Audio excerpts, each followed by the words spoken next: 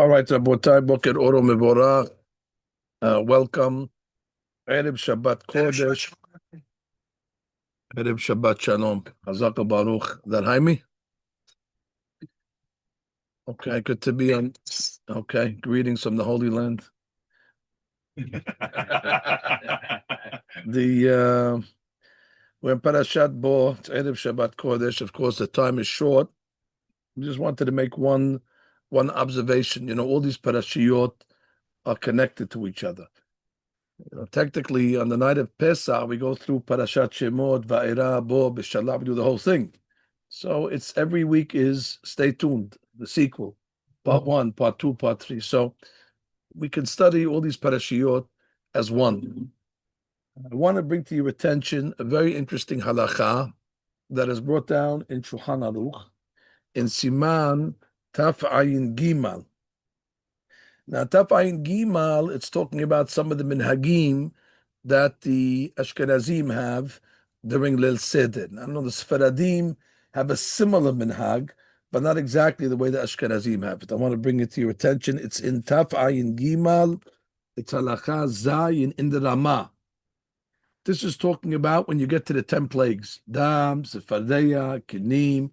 So our minhag is we have a cup of wine, and somebody stands from behind us, and at least the minhag from Aleppo is to take the cup of wine itself, and as we say the makot, we pour a little drop into the bucket. So dam, fardeya. Pour it down with the cup. As opposed to pouring it up. What do you want to pour it? Go slow. You want to come here? Come give the shiur. So now, our minhag is that we take the cup. I said the minhag from Aleppo is the customs to take the cup, dam, sefardeya, kinim, arov, David, and the person's holding the kara. You're not supposed to look. They say that it's a cursed wine over there. There's not too much beracha on that wine over there. Usually, anyway, you miss it. It ends up falling on the floor most of the time, but that's a different discussion. Ashkenazim, however, and it sounds like some of the members that are here with us this morning have a different minhag. The Ramah says, "V'nohagin lizrok me'at min hakos be'etzba'o." So the custom is not to use the cup, but to actually use one of his fingers. So they dip into the wine and they sprinkle it into the ka'ara. The question is which finger. So the Ramah says, "Nohagim lizrok be'etzba." The custom is to use the etzba. Etzba would be this finger over here, although the index finger. Although the Magen Avraham, it seems, holds that it's actually the finger next to the pinky. Okay, that's fine. A big discussion which finger you use, but everybody agrees it's not the pinky. The Ramah says, "Delo kemo shekatab behagahat menhagim lizrok bezeret." He says, don't follow that custom. It's a wrong custom to use the zeret.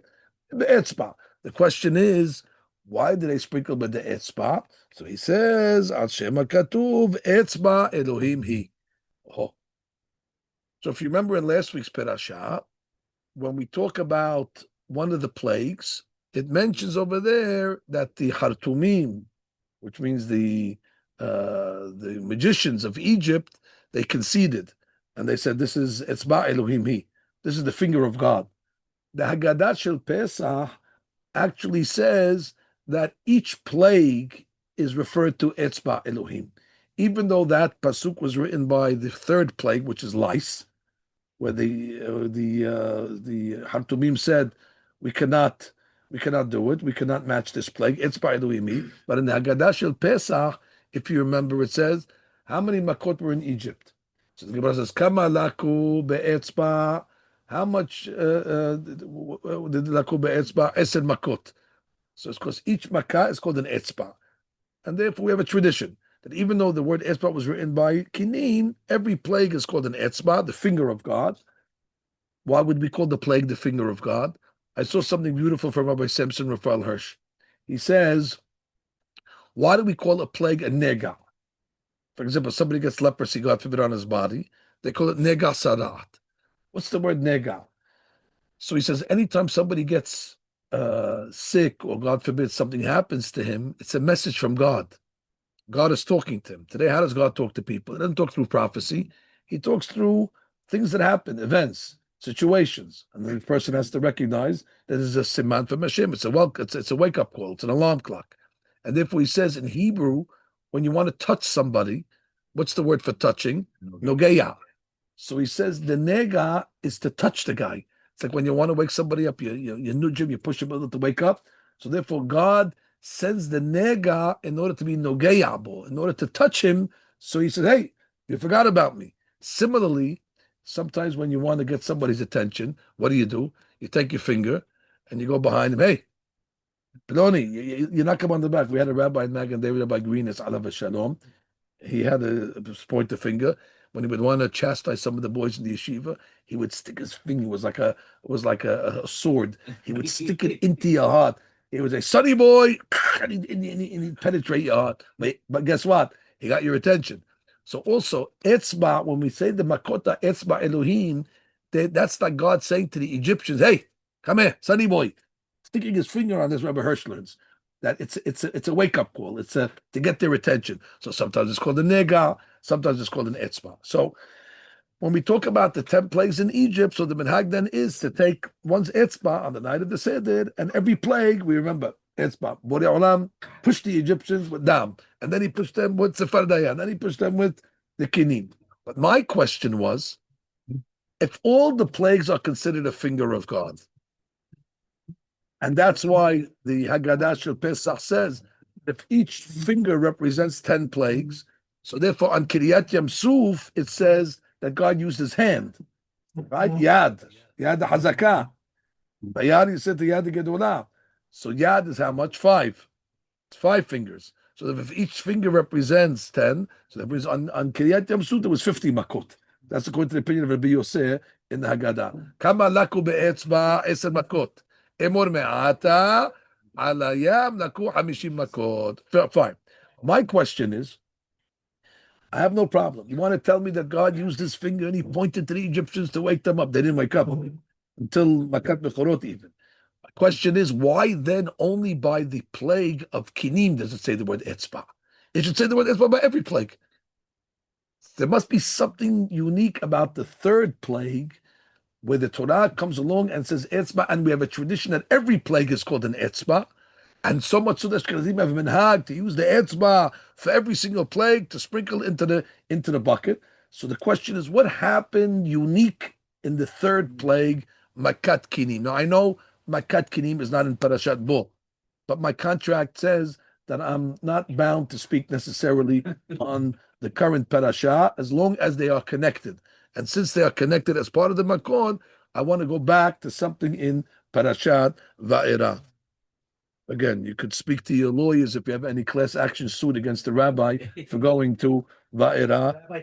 I'm well, the devil is in the details, Victor. It's okay, I'm well represented. If anybody has any claims, Moshe Assis is there yet, he'll represent us, Baruch Hashem. Okay, we're going to start today, we're going to open up Perek Het Pasuk Tet Vav. If you have your Chumashim, Perek Het, gentlemen, we have Chumashim in Brooklyn. They're on the shelf over there. Okay, nobody's interested in getting the books. I guess they're just staring at me, but that's fine. We have books. But you are in the book. No, but we have the Sefarim. We bought Sefarim. Perek Het. I don't move. Perek Het. Pasuk Tet Vav.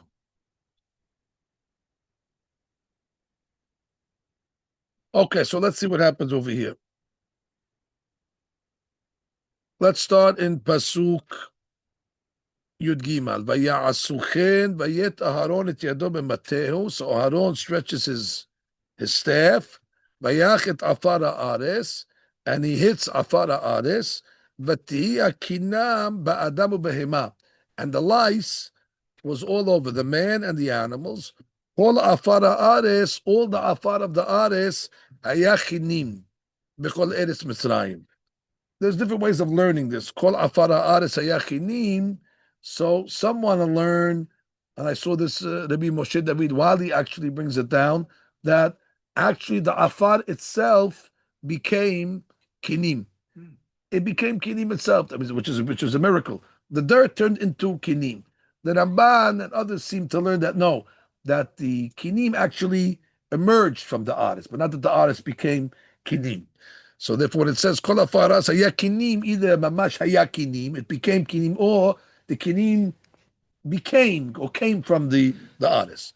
So again, they want to match the plague, just like they did by Dam, just like they did Sephardeya. So the Hartumim, they take their sorcery, lehotziyat kinim. So they want to bring the kinim. Lehotziyat kinim could either mean either to bring the kinim or to stop the kinim. Lehotzi could mean lehotzi to get rid of them. They'll try anything. Either they can match the plague, which is the truth of the matter. The last thing Egypt needs is more lice. But okay, so either they're going to bring more lice just to show that they can match it, or to get rid of it. Either way, but they weren't able to. So this is the first time since Moshe Rabbeinu comes down to Egypt that the Hartumim are unable to compete in this competition of plagues. They were able to make a stick into a snake into a snake, the blood on the floor turns into water, all that they were able to match. Dam, Sephardeya Kinim, they weren't able to. Vatia Kinam Ba'adam U'Behema, Vayomiru Hartumim El Par'o. So the Hartumim come to Par'o and they say, Etzba Elohim Hi. Oh, so this is the Pasuk. This is the famous Pasuk of Etzba, not Etzba. Just for reading purposes, the way the Sfaradim read it, if you look at the word Etzba, it's Millera, not Mille'el. Most people say Etzba. That's wrong. It's Etzba Elohim Hi. This is the finger of God. So what does it mean, the finger of God? What does that mean? They should have just said, we can't do it. We can't match it. But they come along and they give this very, very poetic terminology. This is the finger of God. Etzba Elohim Hi. So let's go to Rashi. That's the first stop on the train. Always have to go to Rashi first. It's ba. Elohim Hi. Now, by the way, before you go to Rashi, what do you think it means? It's ba Elohim Hi. If you didn't have Rashi, how would you learn it? It's the finger of God, and therefore we're unable to match it. Replicate. Exactly. So we only need Rashi, by the way, to give us his commentary if we would have thought something else or we would not have an understanding. But Rashi doesn't have to come and tell us the obvious, correct? Many times Rashi doesn't comment at all for the simple reason that she's not over here a running commentary on the Torah. He only comments when he feels that the reader might have a problem with the text, and therefore he wants to make it easy for the reader, and therefore he throws in a couple of lines just to make it the flow. Now, I have no problem with this text so far. It's the finger of God, and the pasuk clearly says, "Velo yacholu." Look at the pasuk right before.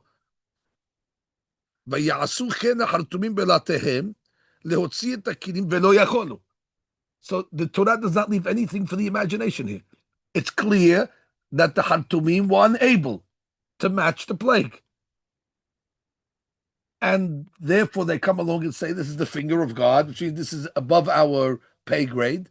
This is something beyond our, magic Harry Potter, abilities over here. Stick the magic wand of the Harry Potter. I was just in Orlando. The people are crazy. The world is crazy. I took my son there. So they have a Olam, Harry Potter, Olam should Harry Potter. People are unbelievable. They're walking around, grown adults wearing the cape.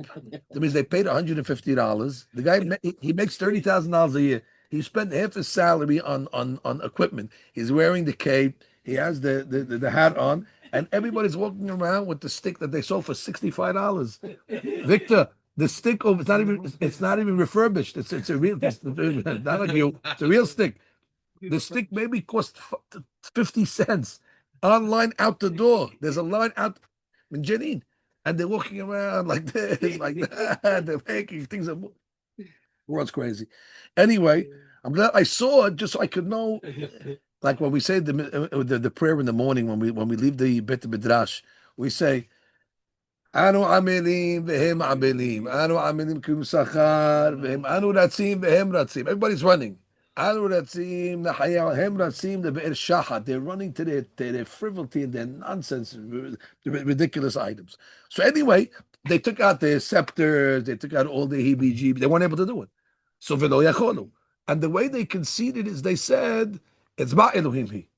So again, I don't need Rashi for anything over here. I'm very good. I just explained it. Beautiful. Any problems? Let's see what Rashi says. It's ba Elohim he. Makazu ena al yedeh keshafim me'eta makom hu. This makkah is not from keshafim. It's not from black magic. This is from the makom. Okay. What did you think before Rashi came? That's what the pasuk says. Meaning, if this Rashi was missing, let's say, would anybody call me, Rabbi, I'm stuck? What does it mean? Nobody would call me. And if you called me, I would say, it's pashut. The pasuk says, v'lo yacholu. V'lo yacholu means they weren't able to. Why? Because it's the finger of God. So let's go look at the Ibn Ezra. And if you look at the Ibn Ezra, the way he interprets, you might now understand what Rashi was trying to exclude. He was trying to say, don't learn like the Ibn Ezra. Because Ibn Ezra has a totally different way of learning this pasuk of Etzba Elohimi. Let's open up the Ibn Ezra. I have it in front of me. Yeah. Look what he says.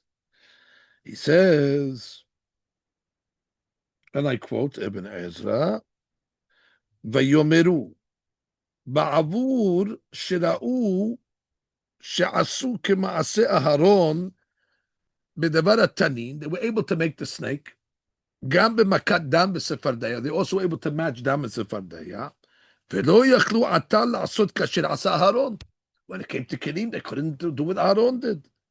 Amru leFar'o. So what did they tell Par'o? Lo ba'az zot ha'makah ba'avur Yisrael l'shalecham. Don't get nervous. Do not send the people. You don't have to be nervous of this makkah. This was not sent in order for you to fold up and send the Jewish people. Rak makat Elohim he. What is makat Elohim? If you know, the word Elohim is the numerical value of what? 86. The word hateva. What does hateva mean? It's natural.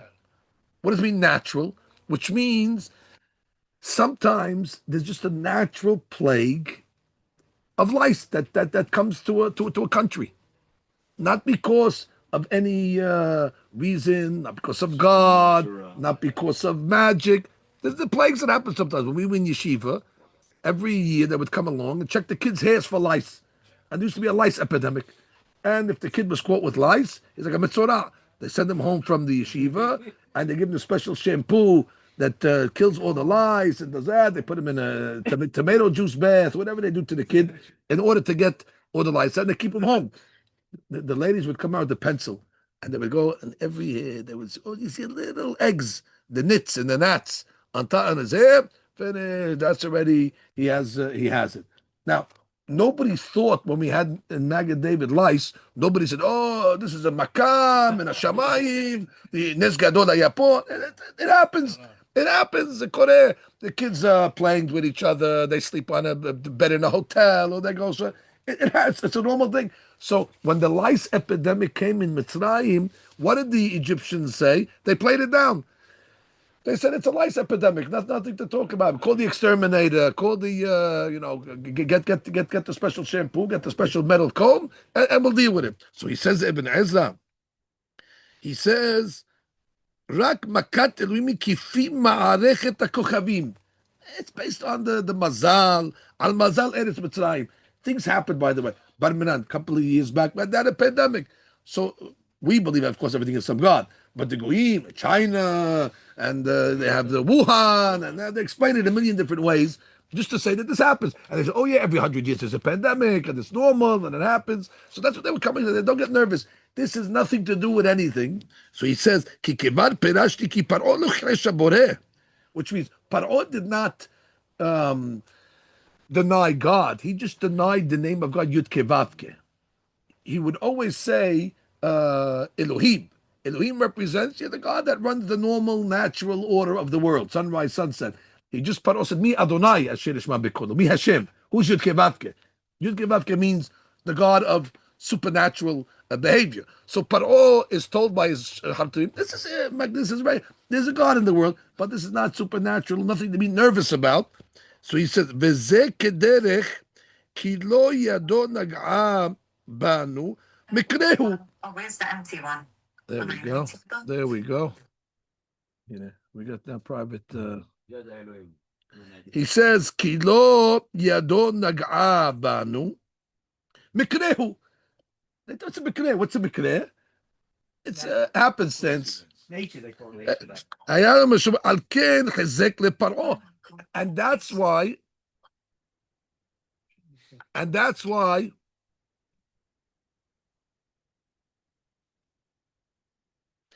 So he says, "Al ken chizek leParo," and that's why Paro was his heart was stiffened because he's this is nothing, which means seemingly we have a big question over here.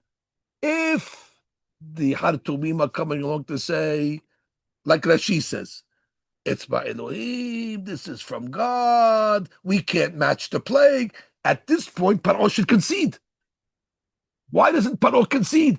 Ibn Ezra says, you know why I didn't concede? Because the Hartumim did not say it's from God. They came along and said, it's a coincidence. We have records in the Farmer's Almanac of Egypt. Every 73 years is a plague of lice. And it happens, normal, no worry. And then when they told Paro, don't buckle, don't fold. And that's why Paro was brazen after they say it's Ba Elohim. So according to the Ibn Ezra, it's Ba Elohim is actually degrading the Makkah. It's not praising God. It's actually saying this is nothing. Downplaying it, exactly. And he says, וזה הפירוש שאמרו אצבע אלוהים היא. Why did they say Elohim? ולא אמרו אצבע Hashem. They didn't say Yud Kevatke. Because if they would have said אצבע Yud Kevatke, that means it's supernatural. By saying אצבע Elohim, שהוא אלוהי ישראל. Where do you go to Ibn Ezra? The Ibn Ezra disappeared. Oh. כאשר אמר פרעה במכת הספרדעים, העתירו אל השם. Fine. So that's the Ibn Ezra. The problem we have with the Ibn Ezra is what the Ramban says. Now, I want to explain to you something very, very important now according to this.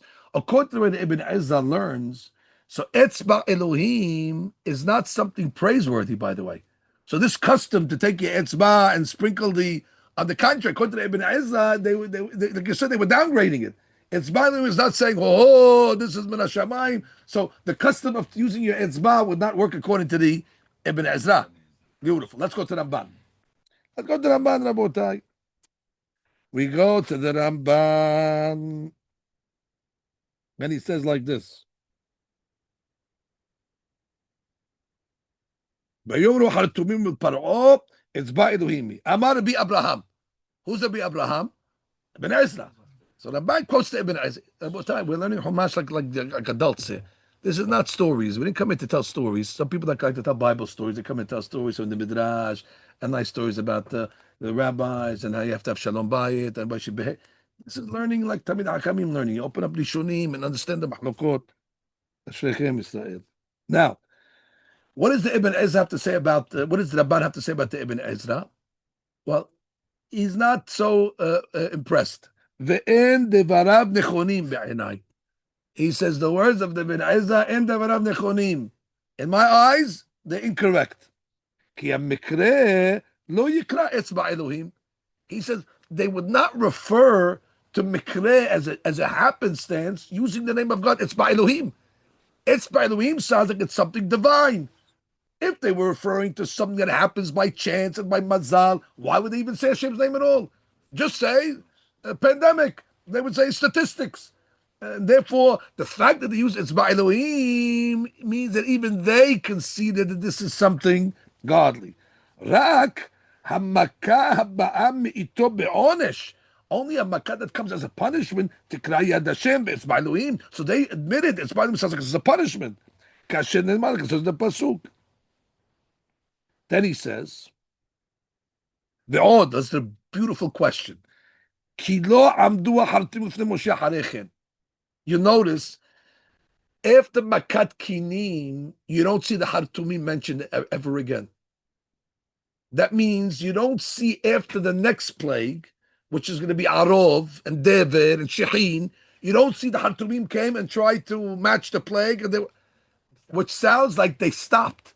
That means after Kinim, they were convinced this is God. They gave up, which is according to the Ibn Ezra, where the Hartumim disappear. If this was just a chance that happened, according to the history books, fine. So this plague, there's no need for them to match it because there's nothing to match. It'll go away when normally plagues go away. The next plague, however, was Arov, where the Hartumim. So the fact that the Hartumim retired their capes and they retired their scepters, that indicates to us that what? That this plague over here was a knockout punch. And therefore they were down for the count. And that's where you never hear from them again. He says, Ve'od, ki lo amdu ha-hartumim lifnei Moshe acharechen. You don't see the hartumim afterwards. Gam b'makat ha'arov, shayta b'hatra'ah, v'lo b'shara makot. Not in makat ha'arov, not the other plagues. Aval ha'inyan kivshuto. Now we get to Ramban's interpretation. Ki bir'ot ha-hartumim shelo yacholu leotzi et hakinim. When the hartumim saw they weren't able to bring the lice, hodu b'maaseh Aaron, they agreed to Aaron, they conceded, Shi me'et Elohim. V'lachen lo kara lem Paro min ha'et hazot mahala. That's why Paro will never call the Hartumim from this point on. Once already, the Hartumim already surrendered to Moshe and Aaron, so it's almost as if they jump ship. So therefore Paro says, these guys already, they got seduced by Moshe and Aaron. And therefore Paro will never call them again after Makat Kinim. Now watch. So what do they mean when they say it's Elohimi? Unbelievable Ramban. Ulham'i ta'inyan. Amru it's Elohim. But what do they want? They don't want to give the glory to God in the right way. What's the way you should give the glory to God? This is the hand of God. What do they come along and say? Finger of God. That's such a. It's a finger. It's nothing. They're not so strong exactly. Don't be so. Watch. I mean, I'm only the way to delivering you pre-made food that was made from the tzaddikim. So he says here, "Velo amru yad, kilomar maka ketana meito." Oh, velo amru etzba Hashem. They didn't say. So therefore, they're conceding, but they're doing it in the least way possible. Exactly, the most derogatory, the most minimizing way to reduce the effect of the makkah. This is from God, and we can't do it. Well, you're right, but on the way out, they're not going to give the glory, in the way it's supposed to be. On the way, they say, it's nothing to be so impressed about. It's ketana, it's a small plague. So he says. Oh, so by the way, according to Ramban, the word etzba is also not praiseworthy. This means according to Ibn Ezra, etzba Elohim just means it's natural an item. So the etzba has got nothing to do with God. According to the Ramban, the word etzba is referring to something that they were trying to degrade the makkah. So according to him, you wouldn't take your etzba and sprinkle into the bucket. Why? Because the word etzba was used not in a praiseworthy text. The context of etzba according to Ramban is actually in a derogatory text. Does that imply the pinky? Not by the pinky, by anything. It could be. Hazak Baruch. Now, stop. Why weren't they able to bring the kinim? Why weren't they able? It was a good question. What was so special about kinim that they weren't able to match it? Sivad me'et Hashem hayta, sikel atzatam b'rsuno. Borei olam shut their wisdom. She'akol shelo, everything is God. Ve'akol b'yado. Okay, this first answer that man says they should have been able to match it, but Borei olam shut their powers off. I once saw an explanation because where do the magic sorcerers get their power from? From the ground. The ground has tum'ah. They take off their shoes and they stand on the earth, Mother Earth, and they draw the tum'ah from the earth in order to get their powers. But over here, they couldn't find Mother Earth because Mother Earth turned into kinim. So therefore, they couldn't get a footing. And therefore, since they couldn't get a footing, they lost their Wi-Fi connection. They couldn't get connection. Therefore, they couldn't do it. He says, Od ki makat hadam is a beautiful explanation. All the other plagues that they had, they were creating something from something. She says, the water was there. So now you're turning water and you're changing the color of the water. Even Sephardeya, the frogs, they live in the water. So all they had to do was bring the frogs out of the water. It was there already, they just had to attract it. However, that's not creating something. You're not creating the blood. You're just turning the water that's there into blood. You're not creating the frogs. The frogs are there. You're just bringing them forth. Sephardim. It doesn't say. It doesn't say that they created the Sephardim. What did it say? Vata'ala Sephardaya. Vata'al. All it means it came up. What was there already? Shneimar ve'alu. Rak makata kinim הייתה יצירה. That's יצירה. Why? ואין טבע העפר להיות kinim. The way of afar is not to become kinim. על כן אמר והיה לקינים. והיה means it was a creation. ואמר להוציא את הקינים. Like it says, תוצא הארץ, דשא. It actually was a creation. Fine. So that's the Ramban's story. So now I go back to Rashi. Now I understand why Rashi had to say what he said. Because if you're reading the Pasuk that's part of me, you might think like the Ibn Ezra to say what? It was nothing. It's the 73-year plague that happens every century. Or you'd learn like the Ramban. It's from God, but this is nothing. This is not something to get nervous from Paro. It's an etzba. So that she comes and says, no, he learns it like we learned in the Piyapshat. Etzba makazu ena al yedei keshafim me'et hamakom hu. Wow, that's a total concession without minimizing, without degrading. It is a finger of God, and it is me'et hamakom, and you don't see any malintent over here by the Hartumim trying to to sting the Jewish people in this declaration. I saw from the Mefarshim, if you take the word etzba is Rashi Tevot en sarich bedika od. Finish. You don't need any more checking. You don't need any more proofs. En sarich bedika od. White flag. Now, so according to Rashi, the Menhag of the Ashkenazim is very good. Over here, they finally said, Etzba Elohim.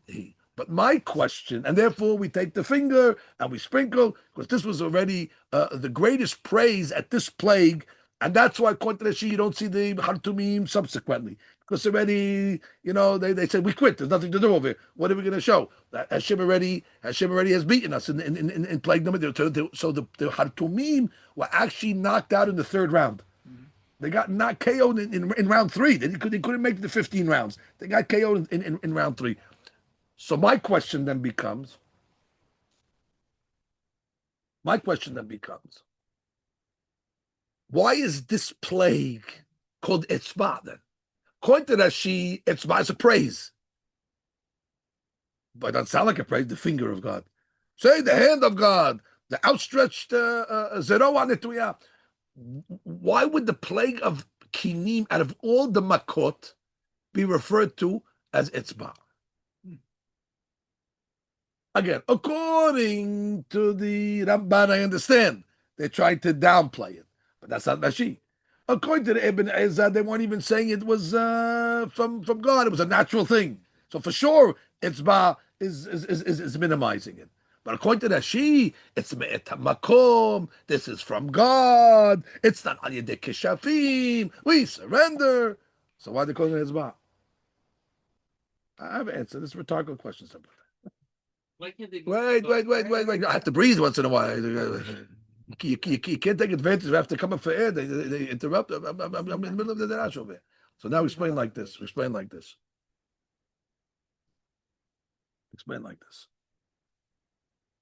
We explain like this because he enjoyed it.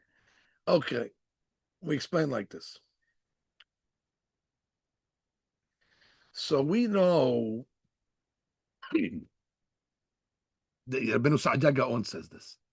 Rabbi Sa'adia has a perush on the Torah in Arabic. Somebody recently sent me a set of Sa'adia Gaon's Humash, and with the Arabic, the original Arabic, and they translated it into Lashon HaKodesh. It's fascinating. If you can get a perush from the Geonim, especially of Sa'adia, it's unbelievable. I have it back in Brooklyn. A beautiful set of Humashim, Al Pir of Sa'adia Gaon. In that Humash, Rav Sa'adia says some amazing things. He says he found that the Torah will use Tanakh. Rabbi say, please put yourself on mute, Rabotai. We can hear all your private conversations, Rabotai. Rabbi say. Did you mute it from yourself? Oh, I can mute. I don't think I'm the. Rabbi say, we hear all your conversations if you want to mute yourself. It's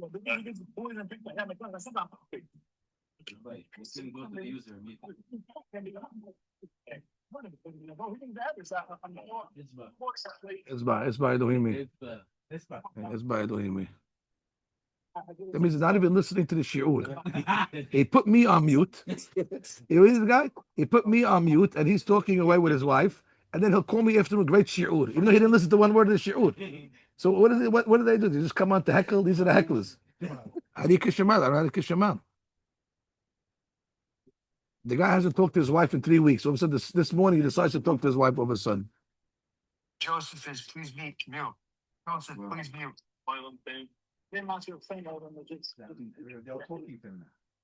Joseph, please mute. He's learning. The Parashat is learning. But there's a way to do it. Yeah. Gary, just go to the list of names and hit mute. Gary. Okay, list the names. Yeah. Joseph. And you see the without the microphone, without the microphone, without the line. That green one over there?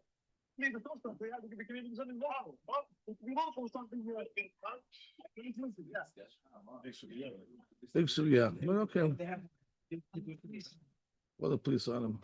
Hey, Joseph, here. So many ideas. I'm here playing with you. Stop it.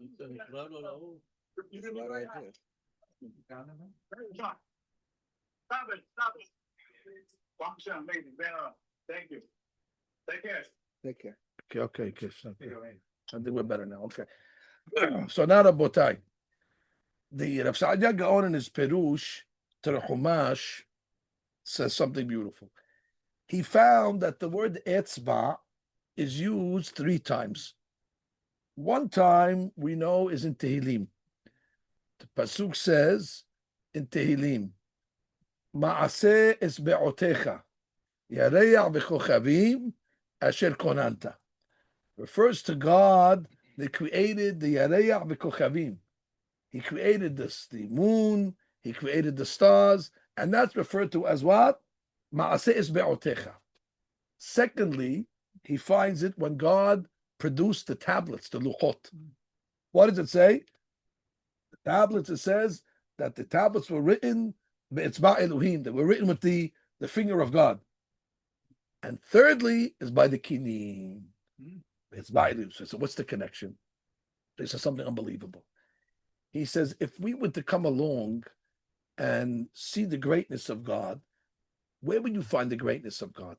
So you'd say, oh, the sun, the moon, the stars, the luchot, the Torah. These are wondrous things. You don't have to be so aware to realize that these things are supernatural. The sun, the moon, who can replicate these things? But Avsaya says, if you want to know a person's great ability in craftsmanship, when he's able to produce very, very small things that have tremendous wisdom and tremendous intricacy, then already you see the greatness of somebody, of a craftsman. So, for example, if somebody would come to you and show you a nice big Sefer Torah, say, okay, anybody can write a big Sefer Torah. Take me out on Sunday, probably. Like the videos. Take me out. We have to strip some one things. Rabbi, you could also just shut the volume on your end, that you won't hear something. Okay, well, that's what I'm going to do. Okay, so now the question becomes, when a craftsman is able to produce you a Sefer Torah like this, a tiny Sefer Torah, what are you more impressed by, the big Sefer Torah or the small Sefer Torah? Small. That takes much more versatility. It takes much more skill to write such a small letter like that, and it's perfect on that. Somebody recently gave me the Ketoret. The Ketoret written this big in a parchment, like over here. You can carry like a kamiyah in your pocket. Now I have the Ketoret written on beautiful parchment, very, very beautiful, but it's not as impressive as this little tiny Ketoret. You're wondering how could a sofer write so small? I recently bought a Megillat Esther, also a tiny Megillat Esther, just to have with me. And I wondered, I said, I have a beautiful big Megillah. I said, Otiyot Gedolot. What am I more impressed? Anybody can write a big Megillah. You get a lot of ink, you got a big parchment, but to write it with perfection in the small, that's where you see the greatness of a craftsman. When you come and see the big items, okay, the big machinery and stuff like that. But if somebody comes and show you a small little example today they have cameras. If somebody would come and bring you a big camera like they had in the older days, a Canon AE1, they bring you this big gigantic camera. You see, it's okay, it's very, very big. Also today they show you a little camera. It's a dot. They put it on the wall over here as surveillance of the whole building. How can it be? It's smaller than an eyeball. You get impressed. The smaller an item is, because why? I'll tell you why. Where you're able to fit all the technology in this little small item. That's starting to see when you have space. I'll give you another example, by the way. What's more impressive? For somebody to give an hour speech or to somebody give a 5-minute inspiring talk? It's much harder to give a 5-minute dirash. I know for myself. In an hour dirash, I could go this way, I could come around, I could weave in and out, I have a lot of flexibility to make my. But if I have 5 minutes, I have to bring everything in a small amount of time and make it clear and concise. It's oppressive. The more concise something is, like it says, the Mishnah is more impressive than the Gemara. Why? Because the Mishnah is concise. They were able to take all this Gemara, or 20 pages of Gemara, and it's all in a Mishnah. And by the way, when we do the Gemara says the first word of the Mishnah means this. The second word of the Mishnah means this. 20 pages, and the rabbis figured out how to write it in the most concise way possible. They recently did a study that they took literary geniuses, people that are experts in writing, and they gave them information. And they said, we want you to write this information in the most concise but clearest way possible. They gave them 2 opinions, and then a third opinion, and then a ruling, you should be strict, and so on. And they have to write it where the reader will have the easiest way of understanding it. And they all came up with their solutions. They then compared it to Rabbi Yosef Karo, who wrote the Shulchan Aruch, exactly that same case, and they all agreed there's no better way to write this halakha than the way Rabbi Yosef Karo wrote it. It's the most clearest, concise way without compromising any understanding to the reader. So that's the genius. If somebody writes a teshuvah, 63 pages, okay, very nice. You have the flexibility to explain yourself. But if I tell you now to take those 63 pages and try to concise it into 1 paragraph, that already that's chokhmah, without compromising understanding.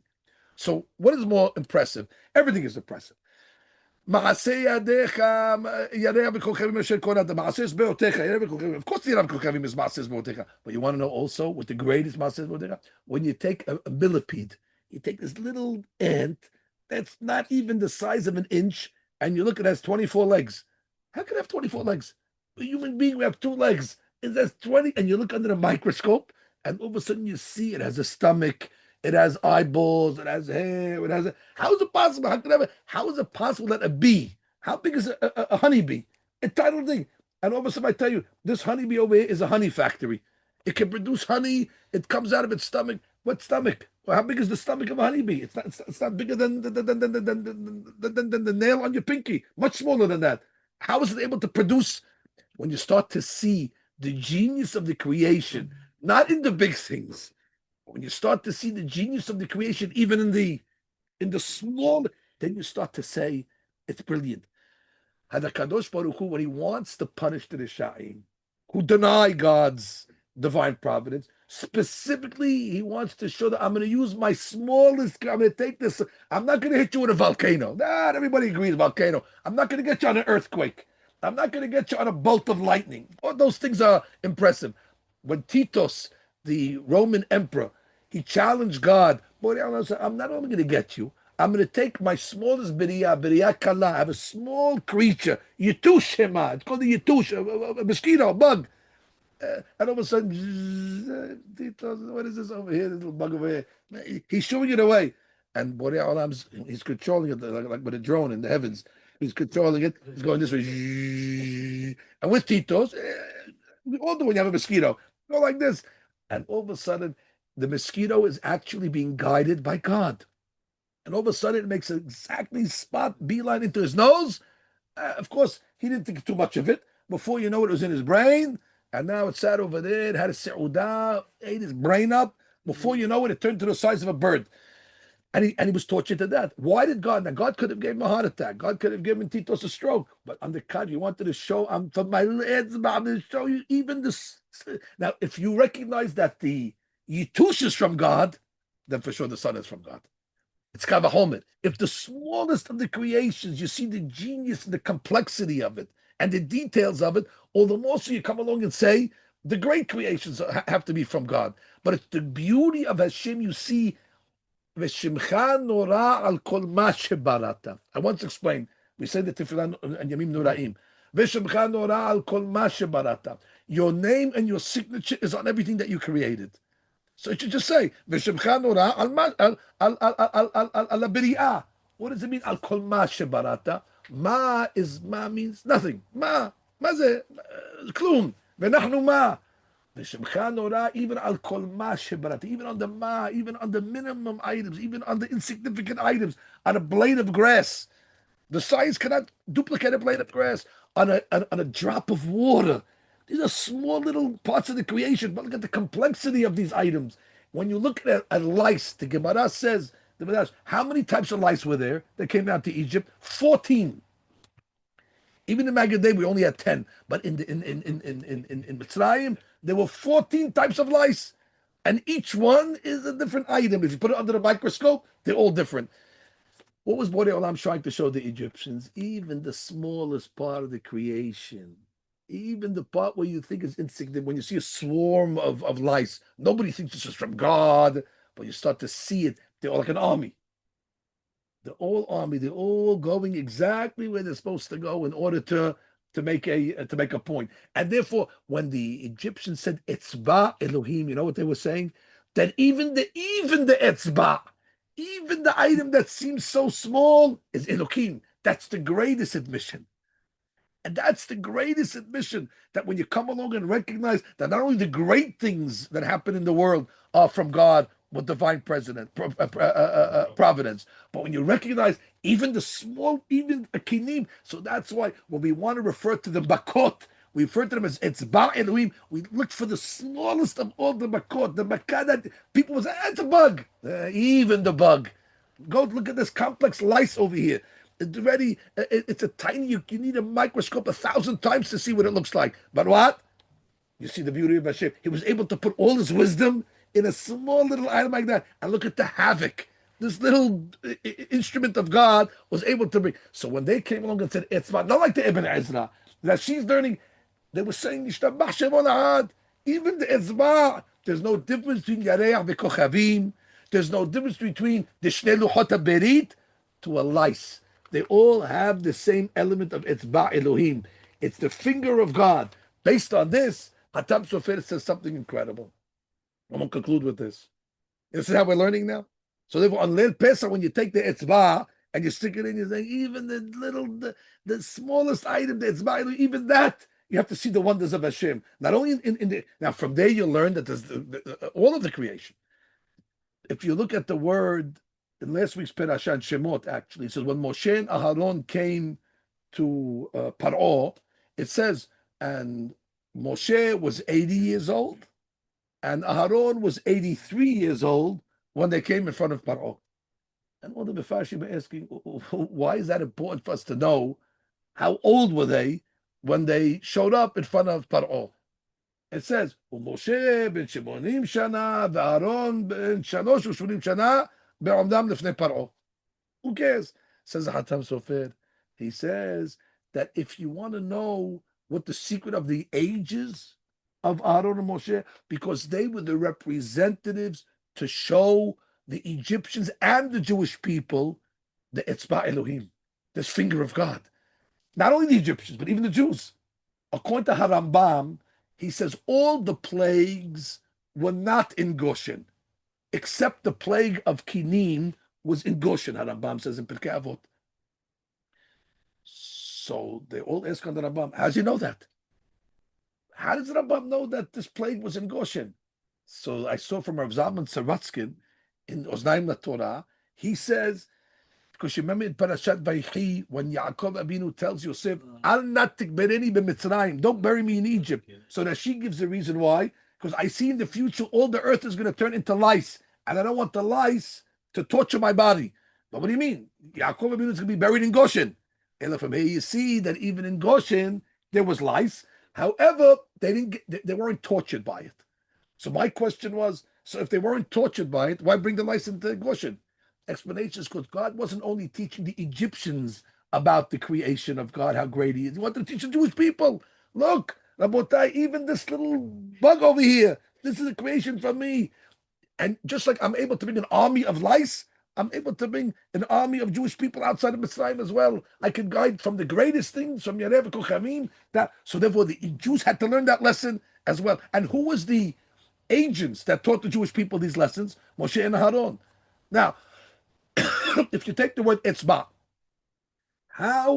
what is the numerical value of the word etzba? Easy. Aleph. Let's do aleph bet, because there's an aleph and a bet, and that's 3. Okay, and the ayin is 70, that's 73. And then the tzadi is 90. So 163. Now I know that number doesn't mean anything to you, but if you take the ages of Moshe and Aaron, Moshe was 80 and Aaron was 83. That's 163, says the Hatam Suvik Gematria Etzba. Because since they were the agents in order to teach the Jewish people and the Egyptians about the Etzba, but wait, Etzba Elohim. There was a third leader that was there. We cannot forget the woman. Who is the in charge of the woman?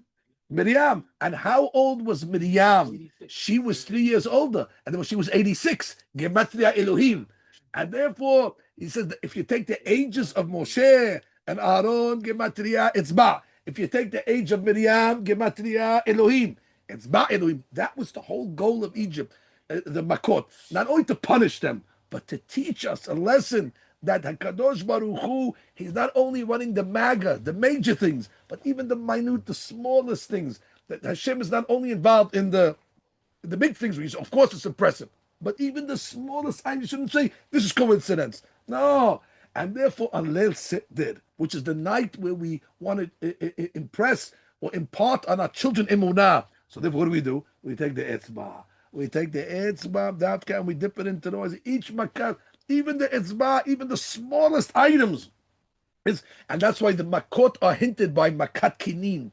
Because there you see the beauty of HaKadosh Baruch Hu. You see that not only is He involved in the major, in the macro, He's involved in the micro as well.